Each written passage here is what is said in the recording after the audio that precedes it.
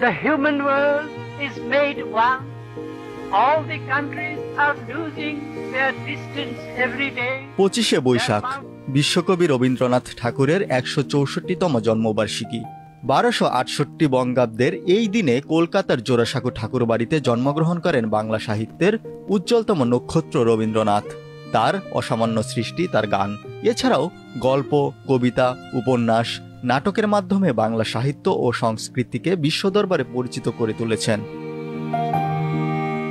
তিনি কেবল একজন কবি নন, তিনি ছিলেন একাধারে সঙ্গীত স্রষ্টা, দার্শনিক ও মানবতাবাদী। ব্রাহ্ম ধর্মের অনুসারী জমিদার দেবেন্দ্রনাথ ঠাকুর ও মা সরদা সুন্দরী দেবীর সংসারে রবীন্দ্রনাথ চতুর্থ সন্তান। 8 বছর বয়সেই তিনি কবিতা লেখা শুরু করেন। কবিতায় থেমে থাকেনি রবীন্দ্রনাথ। 1891 সাল থেকে নদিয়া, পাবনা, রাজশাহী ও উড়িষ্যার জমিদারি তদারকি শুরু করেন। কুষ্টিয়ার শিলাইদহের কুঠিবাড়িতে তিনি দীর্ঘ সময় অতিবাহিত করেন। 1901 সালে সপরিবারে চলে আসেন বীরভূমের বোলপুর শহরের উপকণ্ঠের শান্তিনিকেতনে। তার জীবনদশায় এবং মৃত্যুর পর প্রকাশিত হয়েছে 52টি কাব্যগ্রন্থ, 38টি নাটক, 13টি উপন্যাস, 36টি প্রবন্ধ ও গদ্য সংকলন।